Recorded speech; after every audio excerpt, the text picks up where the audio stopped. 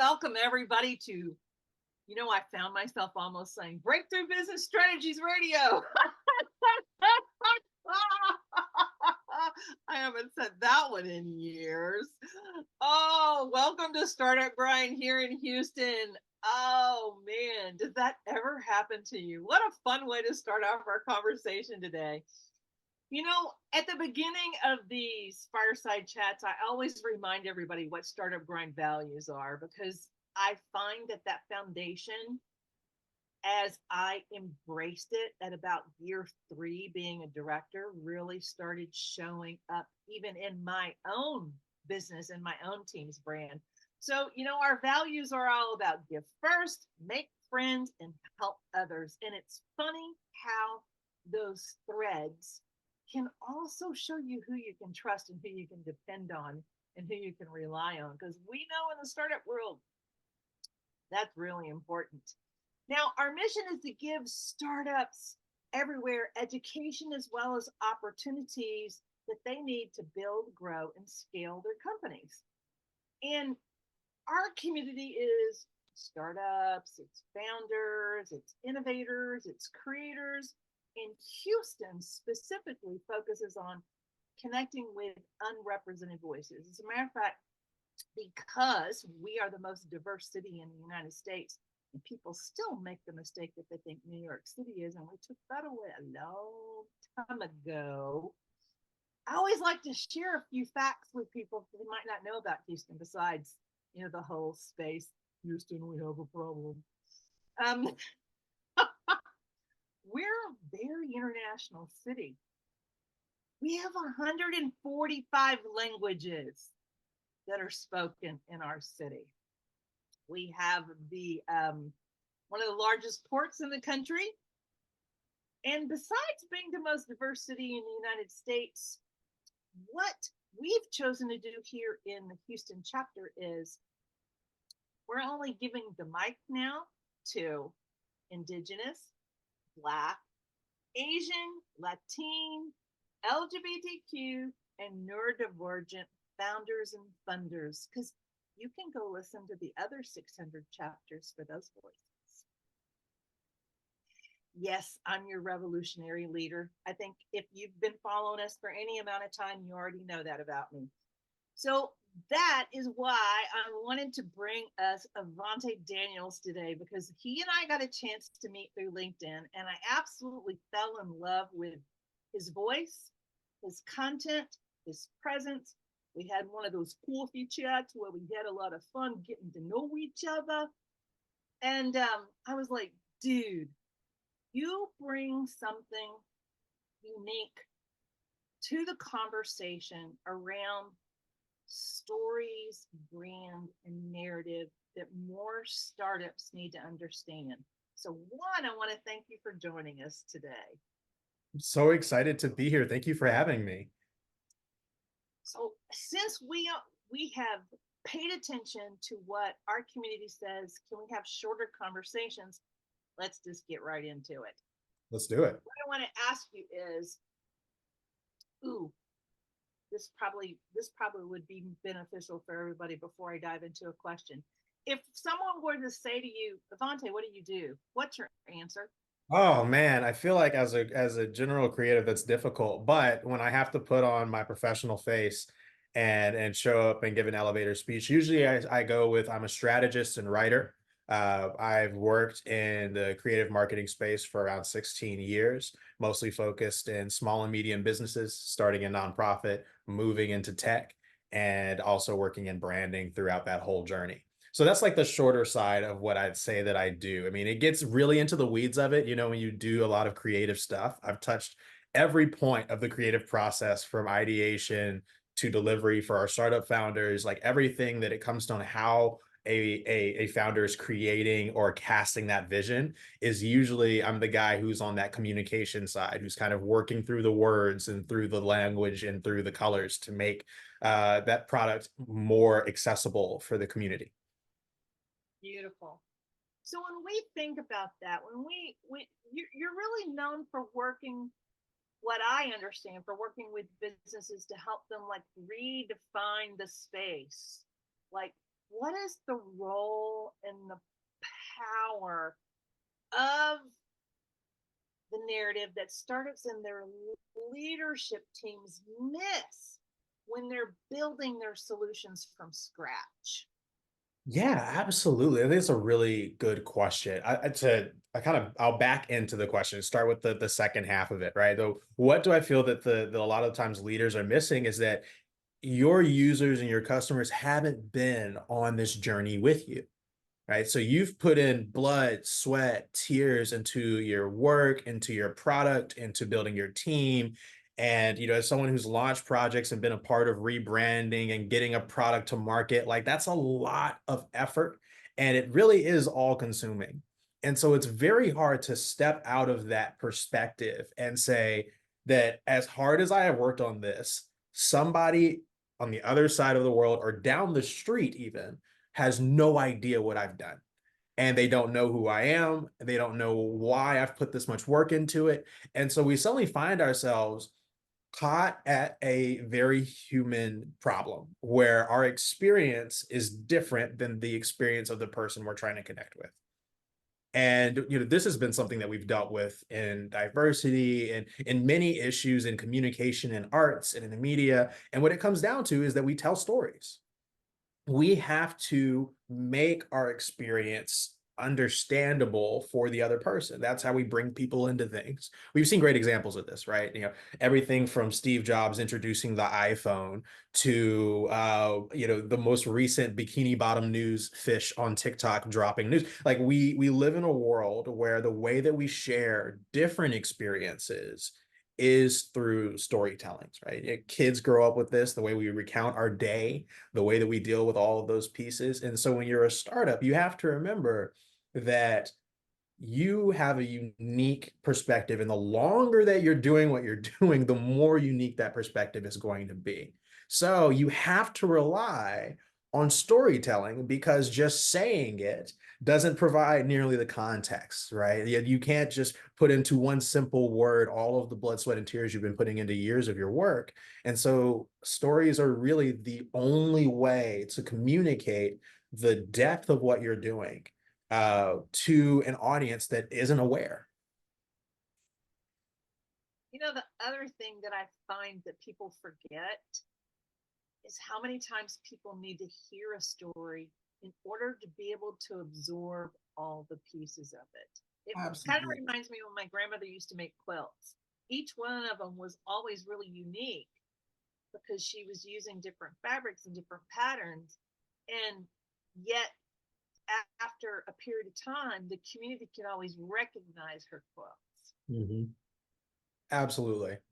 Absolutely. I mean, that's the power of storytelling, right? Like we get to see it pop up in a lot of our creative endeavors of the ways that we do things and how once we establish our own rhythm and how we tell stories. Like I grew up with a grandfather who told stories on the front porch, and you learn a very similar framework of we all want to hear a story with background context, to character, various pieces. But the way that that story unfolds becomes something that can only be your own. And that, from a marketing standpoint, when brands have reached out to me to say like to redefine a space, we start with the story because everything that we deal with is from a base purview like perspective from consumption marketing is from a perspective, right? It's from a certain point of view, right? And so if we're looking at a word or we're looking at the space or how something is perceived, if we want to change that, the same way that we introduced morals to kids was through fables and tales and stories, right? We do the same thing with our customers. We do the same thing over and over again. If we want someone to re-understand or redefine what it means to find a job in 2024, or whatever our model of program is going to be, like those are the pieces where we have to continue to use stories to show why that has to be redefined. And through that story, through the power of narratives, we also get the opportunity to be a part of redefining it. So, one of the things that I notice startup founders tend to do is they focus so much on the workings of the solution that they've not really captured beneficial ways to communicate the outcomes. Is Mm. this one of the reasons why it's important to spend more time on the narrative and the story? Absolutely. My favorite question, and I'll have to say that my product teams never enjoyed me as a growth guy and a marketing guy because I would ask this question. The startup that I first worked at worked in NLP and AI, using that to help people find job matches. And a lot of times they would tell me, "Oh, we have this new update in machine learning or in our search features or this." And I go, "So what?" And they'd say, "Well, it allows for this to happen." So what? And like you just dead face them. So what? And I would just keep doing that, almost like a passive aggressive 4-year old, right? Of saying like, what's the point? What's your point? And what it came down to is that even the most incremental changes, right? It had to lead to the experience, and that experience is defined by the story. We have to understand how our consumers are using the product, and the best way for us to understand that as startup founders and funders and strategists is to tell a story, right? If we're designing, say, a broom, that broom is going to be used by a person in a scenario where something had to be cleaned up.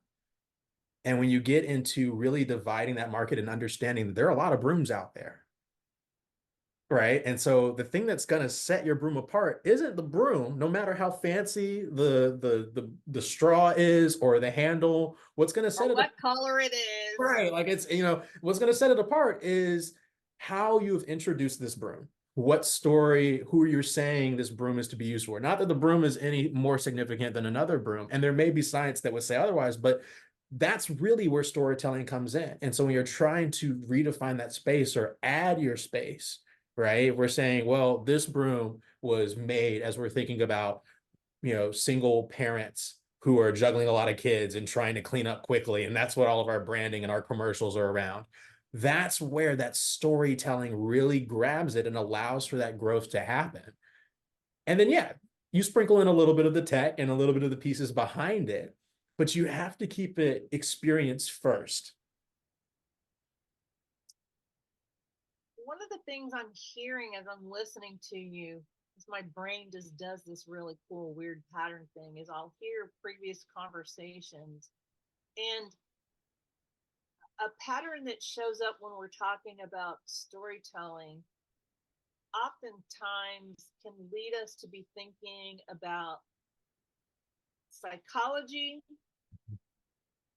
the buyer, and manipulation. Mm. And people tend to default to the negative because of our survival or amygdala part of our brain. So what can we share with founders and funders today that might help them take a different lens and a different avenue of understanding the psychology of their buyers in a way where it's more beneficial and they don't always, because we've been hammered, lead with the pain, lead with the pain, and buying behavior has changed. Right. Absolutely. Absolutely. I think so. When we look at psychology, when we look at studies in general, and I do a lot of research in my work, I spend a lot of time diving into ethnography and psychology and sociology. We have to understand that those are all lenses in which to look at the person. Right. And so as we're talking about, when we start getting hard frameworks, and I hate when I see these in marketing and you'll see them pop up where they're like, here's the 5-step plan for all of your sales funnels from here on. This is what you're going to start with. This is what you're going to end with. It doesn't matter who you're talking to. This always works. Like that's not true. Right. And this is exactly why, is because while there's a psychological study that says if you begin by hooking people with the pain, you can bring them in. It's like, well, yeah, you can lead with the stick, but you could also lead with the carrot. Like there's a lot of ways to do it. But when we think about the human experience and who we're talking to, that is where that actually comes from, rather than saying, well, a psychology study said this, or it comes, a lot of times we get caught up on the big trending keywords. And, especially in marketing, we love a good keyword. Like, people were like, oh, have you tried segmentation? I was like, do you mean just having categories of my buyers and the various levels that they're buying at? And they were like, yeah, that's amazing. I was like, dude, we've been doing this for years. My dad had different spreadsheets when he was doing, it's like this, and so it's the same thing here, right? We have to remember at the base part, at the end of the day, as fancy as things get, as much data as you have available, as all this stuff is happening, at the end of the day, you are talking to another person. If you're doing it through marketing, you're talking to more than one person at a time. You're talking to people in mass, right? And so what we're dealing with here, and when it comes to psychology, is like no matter what, right? We can use psychology to explain why we do what we do. We can use sociology to give a term to what we do, but we're still going to do it. And so you can look at sociology or psychology not as a tone of manipulation, but sometimes as a word to put in, or a term to explain why we don't like certain things, or why we do follow the group even when we don't want to. Right? We have to look at it not through the lens of just the science, but more about this helps us understand what it means to be human. And it helps us see what we're going through and what others are going through. If we look at it that way, the psychology doesn't lead to more manipulation, it leads to more empathy, and it leads to more connection.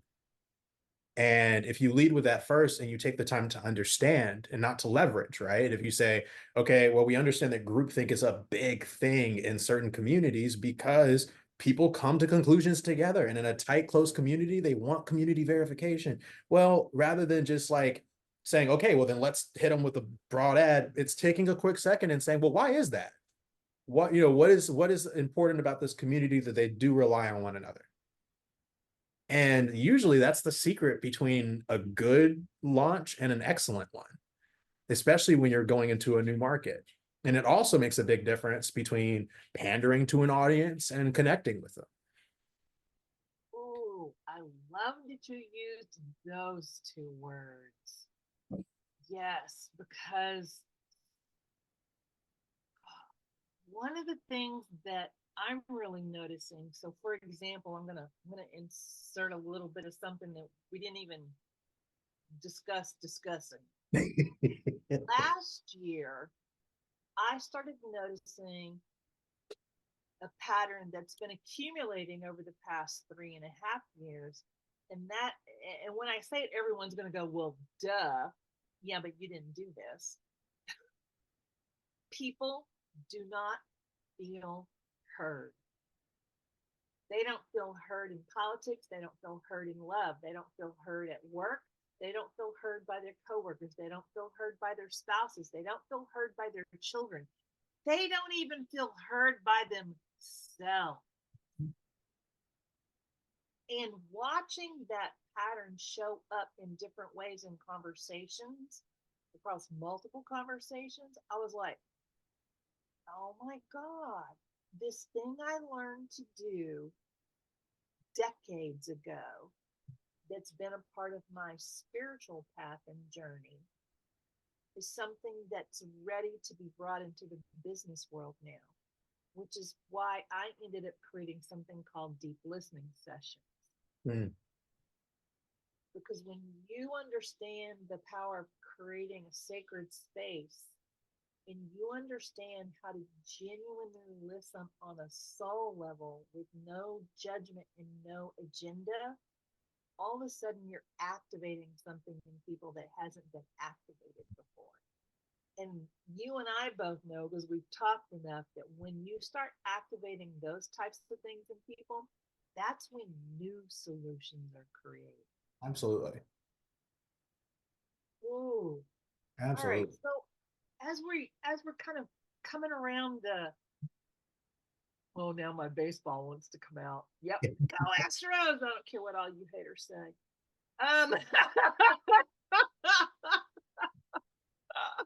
Hey, I even have a Colt 45 hat. And for those who don't know baseball really well, that was the original team's name. Wow. That's a very Texas name. Yeah, it is. Boy, talk about narrative. Well, we could dissect the whole thing. Ooh, another conversation. All right, back to the point. How can we help startups listening to this conversation today start recognizing why it's important to tap into the power of narratives, perception, and power at the beginning of this journey? Not waiting until we've got 100 customers and we've this, that, and the other, because the way to get the funding and the way to make the sales actually originates at the narrative. Absolutely. So let's break it down for the founder in the moment and say your customer is not your end of product launch customer. That's the joy of being a startup, is that you actually have several key audiences that you're trying to reach along the way. Some of those for money, some of those for publicity, some of those for partnerships and support. And each one of those audiences needs to have a story told to them, which means you have to understand that story from day one. I work on a project called Free Your Feed. It's focused on digital and media literacy. And as I've worked on it, there have been several people that I've had to talk to in getting guidance, getting, support, resources, even before taking the program public. And each one of those people said, well, why are you doing this? Right. They're even from the very first person that I said, I have this idea. And they go, well, what brought around this idea? And so from that very first moment, I had to go, okay, well, here's how it happened. Right. And the minute that like I know that I was going to have to say, see, what happened was I knew that I was telling the story. Right. And so for me, and like I get to say, especially as a Black man, as a neurodivergent Black person, like stories is core to Black culture. Right. This is one of the major ways that we've communicated just as people. And so it comes very naturally. But at the same time, there's a reason for that, right? This is how we continue to survive, is by passing on information through stories. And so in explaining why I believe that we should have these conversations around storytelling is because storytelling is what allows for some of the larger campaigns in the world to even happen. It's led to some of the greatest victories and some of our greatest downfalls. And it's because sometimes we didn't understand the power of storytelling. And other times, unfortunately, we understood it a little too much. We have an opportunity to really see how, in a world where we are more connected than ever before, that each individual person has a story. And if they have a phone, have a laptop, or on this digital web, then they have the same opportunity as your brand to tell their own story, which means the challenge is different. If you were launching a startup in '04 or even in the early 10s, the situation was different. But now the demand is for a story. And it's not just from one segment, it's from all of them. It's from over 5 billion people on the planet. And so as you're thinking through all the various people, whether it's public, internal, your own staff, bringing on key leadership, everybody wants to hear your story.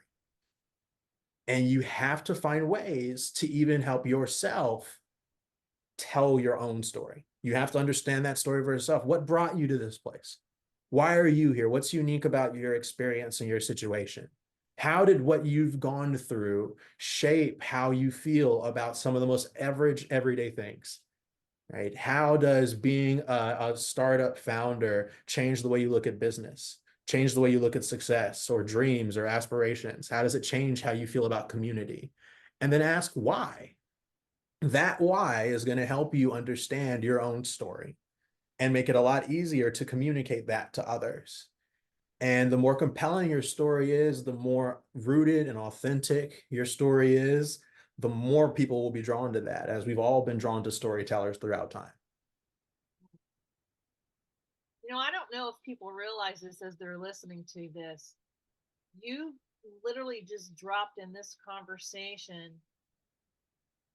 a beginner's guidebook of questions that all they have to do is write them down and start answering them. And now they're actually better prepared to raise their hand to work with somebody like yourself. Right. That's powerful. And I want more people to start connecting those dots. Knowing that the event descriptions already showed everybody, your website and how to connect with you on LinkedIn and all that cool stuff, what would you like to leave listeners with today? I almost don't even want to frame it. I don't want to set an expectation. How would you like to end our conversation today? I think I would say to anyone, watching and listening, that It's in 2024, you have to understand the power that you have in telling your own story and telling the story of your business and your brand. And I want to help you do that. So you can follow me on social media, on LinkedIn at Evante Daniels, or on Instagram. And later this year, I will be publishing a book just on exactly the same thing of understanding how the power of storytelling helps us, as I would say, save the world. So I would love for you to be a part of that, and anything I can do to support this community in doing so, feel free to reach out through those channels. Sounds good. Well, I want to thank everybody for tuning in. We like to keep our promise of keeping it short and sweet and giving you a lot of information in a period of time that stretches your thinking. That's how you tap into your creativity and be able to generate really better results. So thank you so much, Evante, for joining us today. And this is Startup Grind Houston. We're over and out.